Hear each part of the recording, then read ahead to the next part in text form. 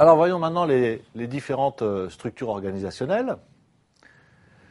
Alors il faut commencer, si vous voulez, par le commencement, c'est-à-dire par parler, pour une fois, des 99 et quelques pourcents des entreprises, peut-être pas pour les TPE, mais en tous les cas, pratiquement 90% des entreprises, qui sont des TPE et qui ont une structure organisationnelle très particulière, j'allais dire presque spontanée, puisque la réflexion sur l'organisation dans la TPE est quasiment absente. Il n'y a pas de réflexion consciente dans la TPE sur les problèmes d'organisation. Ce qui ne veut pas dire que la TPE ne soit pas organisée, bien évidemment. Alors, c'est la structure en soleil. La fameuse structure en soleil, voilà, c'est très très simple. Au cœur du soleil, on a le dirigeant, le patron de la TPE. On peut parler de patron dans le sens apporteur de capitaux et dirigeant effectif de l'entreprise. Et puis, ce dirigeant, a à son service, dans mon cas, 5 salariés qui vont être spécialisés. Vous allez avoir, par exemple, un commercial, 3 ouvriers et un assistant comptable, par exemple, un assistant administratif et comptable. Voilà le type de personnel qu'on peut retrouver dans cette configuration. Alors là, le dirigeant, il a des rapports interpersonnels avec chacun de ses salariés. Ça veut dire que tout passe par lui. Il est dans la médiation de tout ce qui se passe dans l'entreprise. Donc le principe de coordination, il est simple. La coordination, elle se fait directement par le patron, d'accord ? Donc directement par la supervision directe. Et effectivement, avec des petits moyens, les petits moyens de la TPE, on ne peut pas imaginer une autre structure organisationnelle. Alors ça ne veut pas dire que nos salariés ne se parlent pas. Ça ne veut pas dire qu'il n'y a pas des relations d'ajustement mutuel entre les salariés, mais ce n'est pas l'essentiel du fonctionnement organisationnel. L'essentiel, c'est j'en réfère au patron. Alors, ça a un avantage très très important, ça. On dit souvent que la TPE est flexible. Eh bien, effectivement, c'est grâce à ce type d'organisation qu'on peut prétendre à la flexibilité. Tout de suite, une décision appropriée peut être prise. Il n'y a pas un circuit interminable pour la prise de décision. Donc il y a une grande réactivité, si vous voulez, de ce type de structure. Par contre, des inconvénients extrêmement importants, bien évidemment, qui sont aussi les limites reconnues des TPE d'une manière générale. Les inconvénients, c'est d'abord que le dirigeant, c'est un homme orchestre, et que chacun sait que quand on joue beaucoup d'instruments de musique, on en joue certains mieux que d'autres, ce qui, dans notre cas, signifie qu'il y a une certaine dose d'incompétence dans un certain nombre de fonctions essentielles à l'organisation que le dirigeant doit assumer en totalité. Alors quand je parle d'incompétence, évidemment, ce n'est pas du tout péjoratif, c'est qu'il est difficile d'être très compétent dans toute une palette d'activités, comme la finance, la stratégie, les ressources humaines, le marketing, le commercial. Et notre dirigeant de TPE, lui, il est obligé de toucher à tout ça. Donc un manque de spécialisation dans le travail de direction qui aboutit à une certaine inefficience, effectivement, de la TPE de ce point de vue-là. Ça, c'est le principal inconvénient. Et son corollaire, c'est que se passe-t-il si le dirigeant a un problème ? Et là, vous comprendrez que son rôle est tellement central à ce dirigeant que s'il disparaît ou s'il est atteint d'une maladie longue, eh bien, souvent, on constate que l'entreprise est obligée de fermer parce qu'il manque la compétence essentielle. Donc, la situation, en termes de pérennité de l'entreprise, est risquée parce qu'elle ne tient qu'au fil de la vie du dirigeant, si je peux me permettre. Et donc ça, c'est un véritable problème.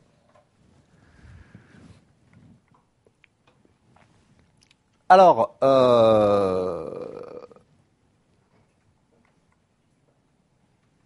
comment évoluent ces structures simples, ces structures en soleil? Eh bien, elles évoluent, comme on dit, par parthénogénèse. Hein, c'est un terme qu'on a emprunté à la biologie, puisque c'est un mode de développement des cellules, la parthénogénèse. Alors, qu'est-ce que ça veut dire en termes de représentation? Eh bien, si vous voulez, l'organisation va se développer de la même manière qu'elle s'est créée. C'est-à-dire, il y a une structure en soleil, et à partir du moment où on va transformer les postes en services, eh bien, cette transformation va se faire aussi elle-même par une organisation en soleil. Hein? Donc, imaginons par exemple que là où, dans le petit cercle bleu où est écrit DC, DC, ça veut dire directeur commercial. Donc, c'était un ancien commercial. L'entreprise s'est développée, c'est le commercial historique, il connaît bien le marché de l'entreprise, il a la confiance du dirigeant, il a permis le développement de l'entreprise par son action, et donc il est promu directeur commercial. Mais s'il est promu directeur commercial, c'est pour avoir une dynamique de développement de l'activité commerciale, et donc il va embaucher 3 salariés qui vont être son équipe commerciale. Alors, ça peut être 2 commerciaux de terrain et un commercial plutôt administratif, hein, mais voilà son équipe, et il va gérer cette équipe de la même manière que le patron, précédemment, gérait l'ensemble de l'entreprise. Hein, voilà ce qu'est la parthénogénèse. Ce qui veut dire que quand ça se produit de cette manière-là, évidemment, il y a des possibilités de promotion professionnelle pour les salariés, ou en tout cas une bonne partie des salariés, qui vont être constitutifs de l'entreprise au départ. Hein, donc c'est aussi intéressant, en termes de perspective de carrière pour les salariés, que l'entreprise se développe de cette manière-là. Alors, ensuite, on passe au monde totalement opposé de celui de la TPE. On passe à l'organisation de la très grande entreprise, très intégrée, avec très grande division du travail, c'est-à-dire l'organisation taylorienne. Alors, quelles sont ces caractéristiques à l'organisation taylorienne? Alors, c'est vraiment un rappel. Hyper spécialisation des tâches. Donc, vous lisez division horizontale du travail maximale. Organisation pyramidale et centralisée.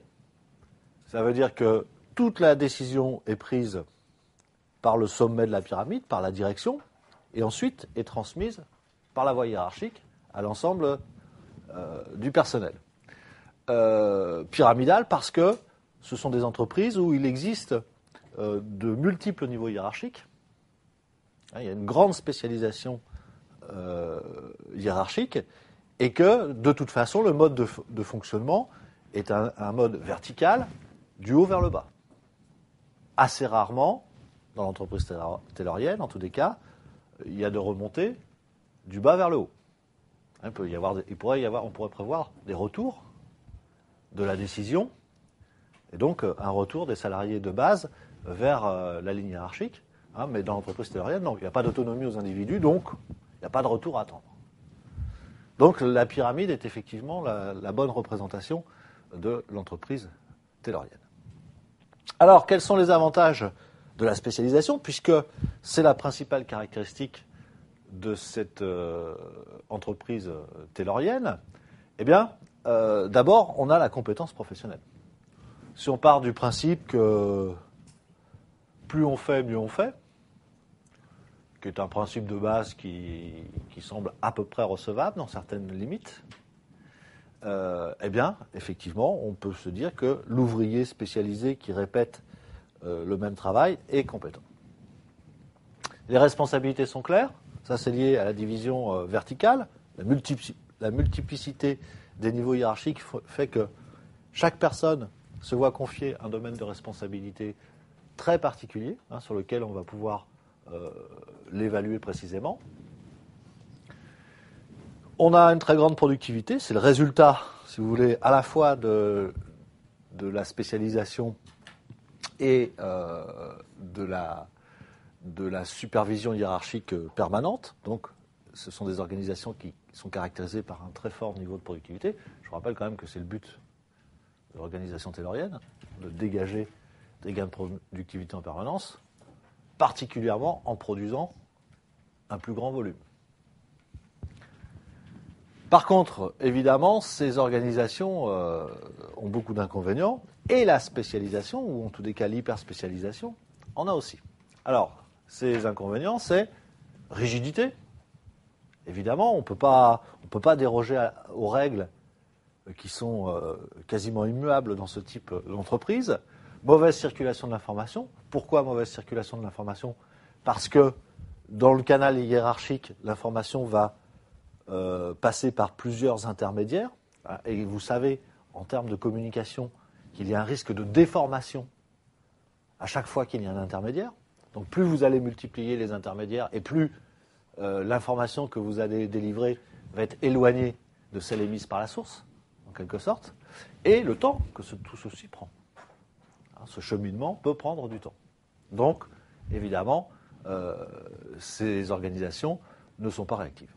Puis le troisième inconvénient, bien comme tout est prévu, tout est formalisé, la latitude décisionnelle de chacun est quasiment nulle, eh bien, ce sont des organisations qui n'incitent pas les salariés à l'initiative, et notamment au développement d'innovation. Donc ça condamne les entreprises à fonctionner toujours de la même manière. Ce qui est dommage, c'est que pendant le même temps, leurs environnements peuvent changer à ces entreprises et qu'il faudrait qu'elles fonctionnent d'une manière différente. Des intérêts du travail et des motivations sont la conséquence de telles structures organisationnelles sur les ressources humaines. Alors vous comprenez que si ces structures organisationnelles ont pu être efficaces à un moment donné, notamment parce qu'il y avait les salariés qui allaient bien avec, c'est-à-dire des salariés peu qualifiés, peu formés, pas particulièrement en recherche de responsabilité ou d'épanouissement professionnel, mais plus à la recherche d'un revenu.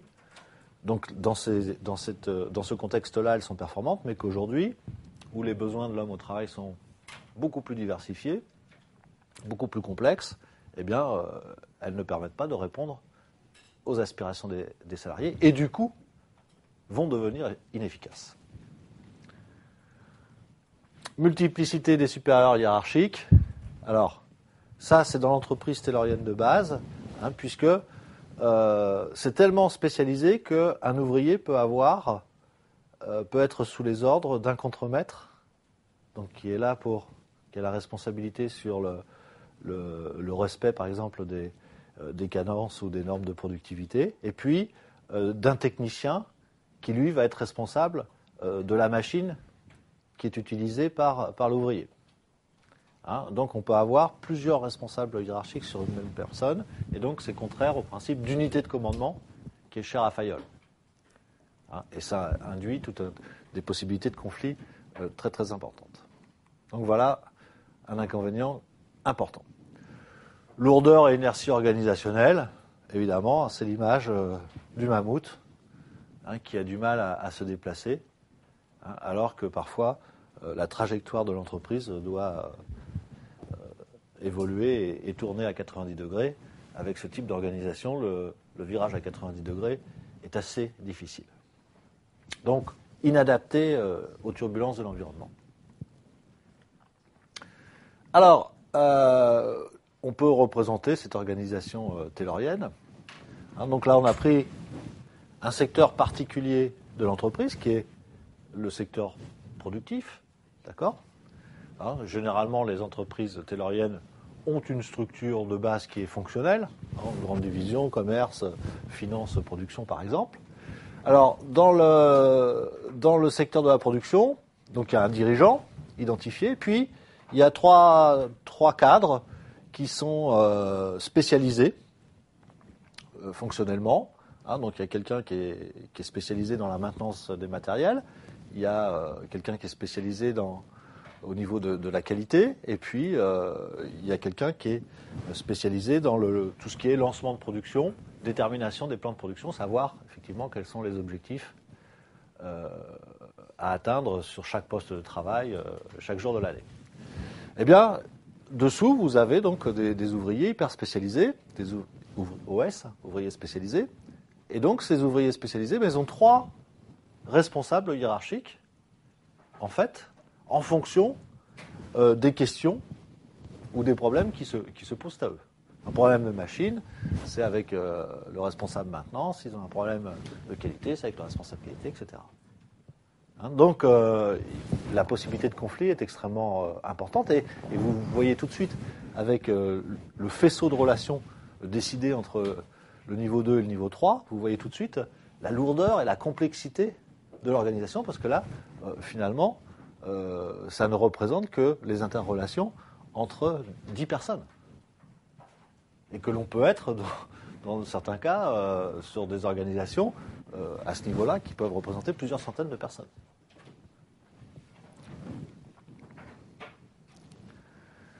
Alors, la structure fonctionnelle de Fayol, qui est probablement la structure la plus commune que l'on retrouve dans nos entreprises,